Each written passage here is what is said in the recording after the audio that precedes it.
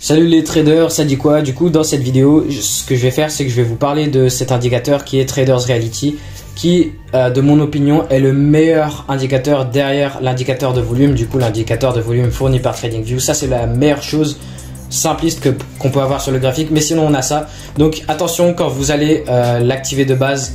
Comme on est sans la configurer comme je l'ai configuré. Donc moi, les seules options que j'ai, c'est pour les chandeliers de vecteurs. Du coup, ces chandeliers LGBT là avec plein de couleurs et les moyennes mobiles. Donc la moyenne mobile 50 avec son nuage. Donc c'est des moyennes mobiles exponentielles, c'est pas des moyennes mobiles classiques.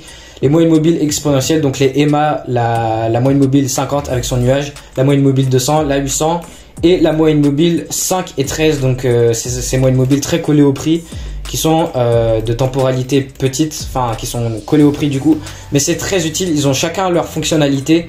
De base, Traders Reality, ça vient d'une stratégie de trading, une méthode de trading, une théorie quoi, qui s'appelle l'analyse tactile. C'est quelque chose de plutôt similaire à la Smart Money Concept, mais en réalité ça n'a rien à voir, mais ils sont tous les deux un petit peu en lien.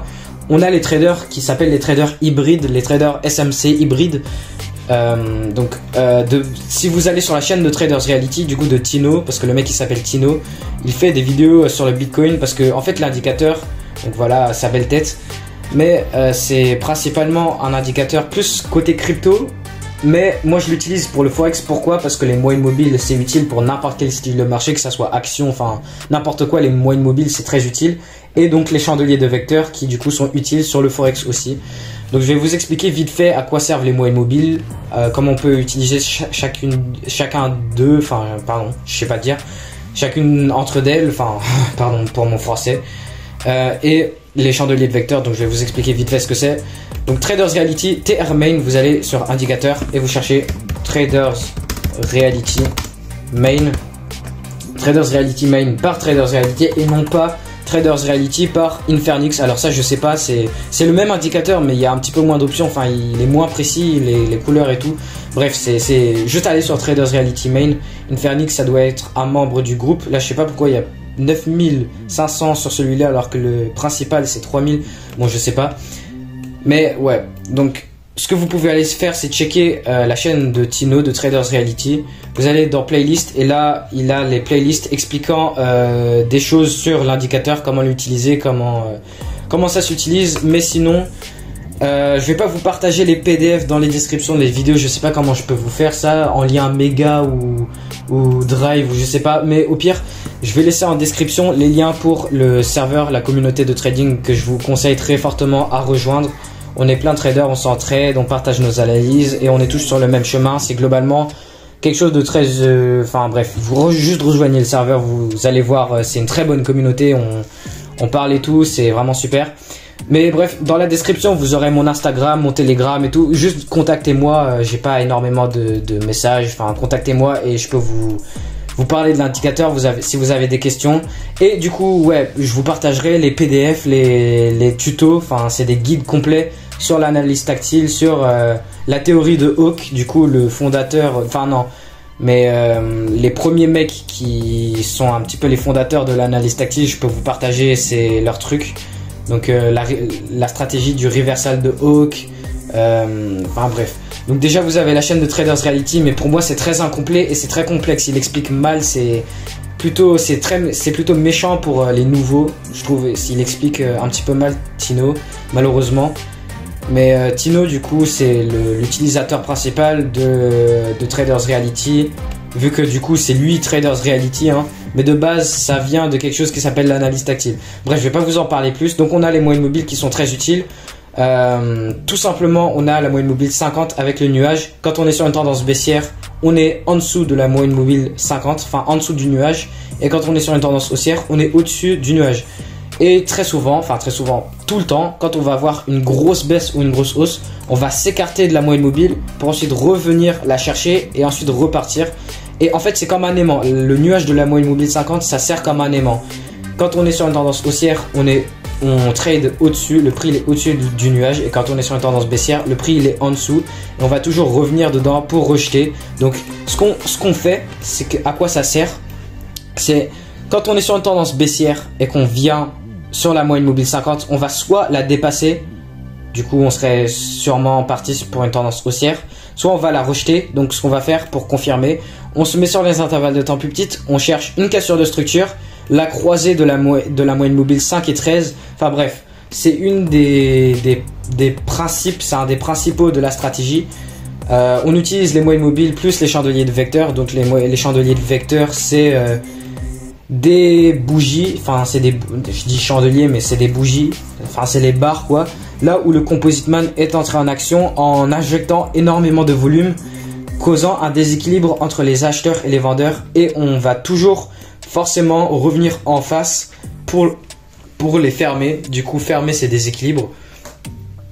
Ouais, je vous conseille fortement, si vraiment vous voulez apprendre plus sur l'analyse tactile, contactez-moi et je vous envoie les PDF. C'est en anglais, mais ouais, je ferai plus de vidéos dans l'avenir, probablement. Et donc ici, qu'est-ce qu'on a?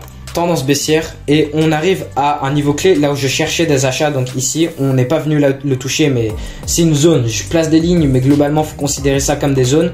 Là, moi, je voulais chercher des achats à partir de ce niveau-là, mais là, l'offre est encore en contrôle. Donc, pour moi, il fallait casser les niveaux d'offre et que la demande passe en contrôle sur l'offre pour confirmer une tendance haussière. Donc là, pour moi, on rangeait entre la résistance et la support, ou offre ou demande, et on restait à l'intérieur du nuage. Donc là, on est à l'intérieur du nuage, on sort et on sort pour rentrer dedans. Et là, qu'est-ce qu'on se passe? On sort très agressivement avec des chandeliers de vecteurs vert. Donc là, bien évidemment, on est passé sur une tendance haussière après avoir été revenu sur un niveau très important que j'ai sur le daily. Donc ce niveau ici des 38 370 que j'expliquais dans la vidéo précédente, donc la vidéo juste avant celle-ci quand elle sera sortie. Et comme vous pouvez le voir, donc tendance haussière sur le journalier, sur le Bitcoin bien évidemment. On est au-dessus de la moyenne mobile 50. La moyenne mobile 50, ça anément, on revient dedans. Et comme vous pouvez le voir, c'est très précis. On repart à la hausse sans avoir dépassé la moyenne mobile. Comme vous pouvez le voir, on a la fermeture. Enfin, ces bougies-là, elles ne dépassent pas la moyenne mobile. Là, on a cette mèche. Mais la mèche, ça n'a pas d'importance. C'est juste pour revenir dans, du coup, venir mitiger cette dernière vente avant l'achat qu'on a ici. C'est le but du truc. Donc là, regardez-moi la putain de précision du truc. Je prends le haut de la mèche de cette dernière vente avant l'achat, le haut de la mèche, je la mets droite, et comme vous pouvez le voir, c'est chirurgical. Donc là, ouais, regardez-moi ça, c'est chirurgical. On vient, on le touche et on réagit. Donc le prix, c'est algorithmique, le prix il est algorithmique. Donc l'analyse tactile, c'est... Bon, je trade pas l'analyse tactile, mais donc on a ce dernier mouvement vendeur avant l'achat, donc les positions vendeurs qui sont en négatif, du Composite Man à revenir fermé. Donc il vient les fermer, pas exactement, donc les ventes elles vont plus profondément, mais ouais, bon, c'est très précis. Moi je trade les niveaux clés sur le Bitcoin. En gros, ma stratégie, je vous parle vite fait de ma stratégie. On arrive à un niveau clé, je cherche ma confirmation, je me mets sur les intervalles de temps plus petites, je cherche une cassure de structure plus une croisée de la moyenne mobile 5 et 13, et là j'entre dans ma position. Donc j'ai ma stratégie ici, Maggie FX Bitcoin Trading Plan. Donc on arrive à un niveau clé, je cherche ma confirmation, et bref. Donc ouais, une vidéo principalement présentation de l'indicateur. Donc ça va, je vous préviens, quand vous allez l'activer au début, on va voir les sessions, les hauts et des bas des journées précédentes. Donc là, je peux vous activer ça vite fait. Je vais sur les intervalles de temps plus petites. Et en gros, on a cette autre petite théorie. Enfin, c'est pas vraiment une théorie, mais qu'est-ce qu'on a? Enfin, c'est un fait quoi. C'est un fait. Quand on est sur une... En fait, on va toujours aller chercher la liquidité qui reste au-dessus ou en dessous du haut ou le bas de la journée précédente. Donc, comme vous pouvez le voir, ça fait un petit peu un escalier. Ça fait... Donc voilà, c'est ces trucs horizontaux. Mais c'est toujours pour montrer les hauts et les bas de la journée précédente. Et ce qu'on peut faire, en fait, l'analyse tactile, qu'est-ce que c'est? C'est que on fait notre analyse du matin, on est sur une tendance baissière, on peut anticiper qu'on va aller chercher le bas de la journée précédente. Donc notre but de la journée, c'est que le prix il aille chercher le bas de la journée précédente. Donc ce qu'on va faire, c'est qu'on va chercher une entrée par rapport à la moyenne mobile 50 avec la moyenne mobile 13 et 15. Enfin bref, on va tout utiliser ensemble. C'est quelque chose de... Excusez-moi pour cette vidéo, mes explications, je suis vraiment désolé, mais c'est quelque chose de très complexe, de très élaboré. Il y a énormément de concepts dans l'analyse tactile. Je peux vous envoyer les PDF, du coup contactez-moi. Mais moi j'utilise principalement cet indicateur juste pour les moyennes mobiles, parce que du coup les moyennes mobiles c'est utile sur tous les marchés. Et du coup les chandeliers de vecteurs qui sont des chandeliers d'indécision, enfin non pas d'indécision, des chandeliers de déséquilibre. On va forcément revenir les fermer puisqu'il y a un déséquilibre entre les acheteurs et les vendeurs à ce niveau là. Donc on a les bleus, les violettes, les vertes, et pour moi ce sont les jaunes, mais pour vous ça sera des rouges, vu que moi mon thème de graphique, mes chandeliers haussiers c'est des grises et mes chandeliers baissiers c'est des rouges. Mais donc voilà, mes chandeliers vecteurs baissiers ils sont jaunes au lieu de rouges. De base ils sont rouges. Regardez, si je réinitialise les paramètres. Donc ouais, voici un petit peu à quoi ressemble l'indicateur quand vous mettez aux paramètres par défaut, quand vous l'activez au début. Donc on a l'indicateur pour montrer le haut ou le bas des journées précédentes. On a le nuage de la moyenne mobile 50 avec les moyennes mobiles 5 et 13, 200 et 800 qui ont chacune leur fonctionnalité, qui ont toutes leur utilité. On a toutes ces zones pour montrer les zones de chandelier de vecteur. Donc moi j'active pas les zones pour les chandeliers de vecteur. Par exemple ici on a ce chandelier vecteur rouge. On le voit pas très bien vu que toutes mes bougies baissières sont rouges. Mais donc on a la zone et on revient toujours pour se mettre en face des chandeliers vecteurs pour fermer ce déséquilibre entre les acheteurs et les vendeurs. Là du coup on laisse plus de zones. Et on a du coup les indicateurs de session avec la session de Sydney, Hong Kong, New York, Londres. Bref, on a le ADR, on a les M, donc on a les niveaux de support et résistance, enfin les M. C'est des calculations. On a le tableau pour les ADR en pips, on a le AWR, enfin bref, c'est très élaboré, mais moi j'utilise principalement mon indicateur pour juste, j'enlève le heatmap, merde, pardon. Ouais, moi j'utilise plus les hauts et les bas des journées précédentes. Donc logiquement on va toujours venir chercher soit le liquidité du haut ou le bas de la journée précédente. C'est comme ça, c'est le marché, il est algorithmique. Mais j'utilise l'indicateur pour les moyennes mobiles et pour les chandeliers vecteurs. Et puis voilà. Donc excusez-moi pour un peu pour la vidéo. En fait c'est vraiment une vidéo présentation de l'indicateur. C'est pour vous présenter le truc parce que il y a énormément de choses derrière, et ça, je vous promets que ça peut être très utile si vous l'utilisez correctement. Le nuage de la moyenne mobile 50, c'est une des choses les plus utiles. C'est vraiment des trucs qui rajoutent des confluences à mes trades. La moyenne mobile 5 et 13 qui croisent pour les confirmations, et on a la moyenne mobile 800 qui sert de support et résistance très importante sur les intervalles de temps plus petites. Par exemple, moi je veux vraiment investir sur la crypto-monnaie Chronos, qui est du coup la crypto-monnaie de l'échange crypto de crypto.com.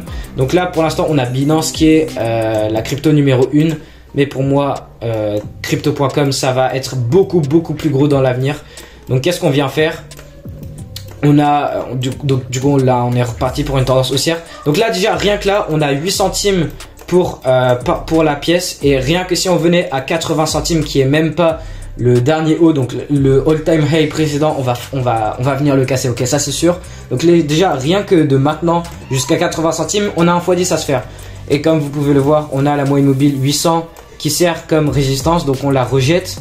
Et là on arrive à la moyenne mobile 200, donc la moyenne mobile 200, la moyenne mobile blanche, et on a ce pattern de retournement. Donc je vais pas vous faire un cours sur comment lire les bougies, les volumes, les forces dans les bougies, mais on a indécision,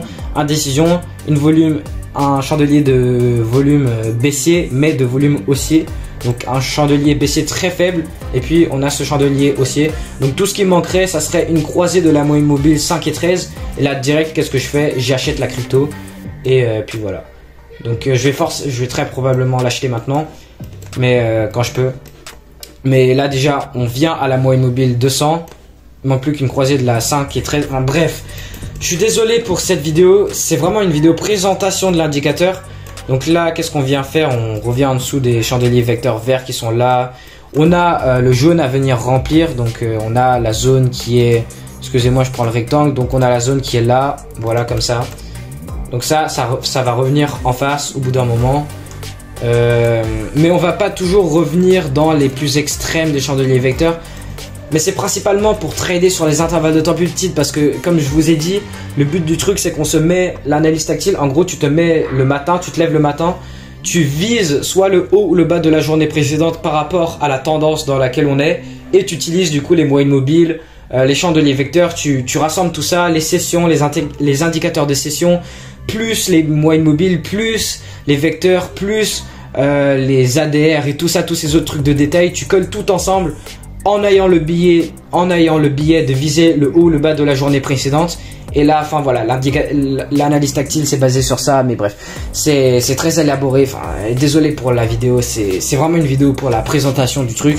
Donc vous pouvez checker Tino qui fait des vidéos sur le Bitcoin, donc il utilise, voilà, il parle un peu du truc. Et au pire, vous me contactez, je vous partage les PDF sur l'analyse tactile si ça vous intéresse. Mais ouais, donc système hybride, ouais, vous appelez ça comme vous voulez, Traders Reality ou système hybride ou analyse tactile, c'est pareil. Mais qu'on se met d'accord, Traders Reality, c'est pas le créateur de ça. Ça date d'il y a longtemps, l'analyse tactile, c'est principalement basé sur le reversal de Hawk. Enfin voilà, c'est une théorie et tout, mais bref. Je vais arrêter la vidéo là, c'était une vidéo présentation de l'indicateur. C'est très complexe, c'est très élaboré, je vous promets, il y a énormément de choses derrière, c'est très tactile, c'est très technique. Ok, c'est vraiment quelque chose de très précis, mais toutes ces choses, sessions et tout, ça s'utilise, mais moi j'utilise l'indicateur que pour les moyennes mobiles qui sont très utiles et les chandeliers vecteurs. Donc voilà, j'utilise ça pour le forex, ça m'ajoute sur mes paires principaux, du coup EURUSD, JPP USD, l'or et du coup maintenant le Bitcoin. Par exemple sur l'or, si j'ai un trade, par exemple moi je trade sans indicateur, mais vite fait je peux activer Traders Reality et je vois des trucs qui me donnent des confluences en plus, qui me donnent des raisons en plus, donc c'est très utile. Les chandeliers de vecteurs, c'est... En fait je pourrais désactiver toutes les moyennes mobiles et juste avoir les chandeliers de vecteurs, ils sont très utiles tout seuls, ça nous donne des informations sur qu'est-ce qui se passe dans les bougies, ce qui se passe par rapport à leur volume, enfin c'est très... Bref. Je vais arrêter la vidéo, je me répète beaucoup. Juste gardez en tête la conclusion de la vidéo, c'est que c'est quelque chose de très complexe, élaboré. Il y a énormément de concepts derrière. Je peux pas faire une vidéo vous expliquant tout. C'est vraiment une vidéo pour vous présenter l'indicateur, parce que des fois j'ai l'indicateur présent dans mes vidéos et il y en a qui me demandent ouais Maggie c'est quoi cet indicateur, c'est grave stylé en vrai, il y a plein de fonctionnalités dessus, je vois des vecteurs, enfin je vois des chandeliers LGBT de couleurs différentes, je vois des moyennes mobiles, enfin bref plein de choses. Donc je peux vous partager les PDF si vous voulez. Vous pouvez checker Traders Reality. Excusez-moi pour le bruit de fond, vidéo très improfessionnelle. Donc voilà, suivez-moi pour mon parcours de trading, vidéo présentation de l'indicateur, mais bref. En vrai je suis fâché pour la qualité de cette vidéo, mais je vais la poster quand même.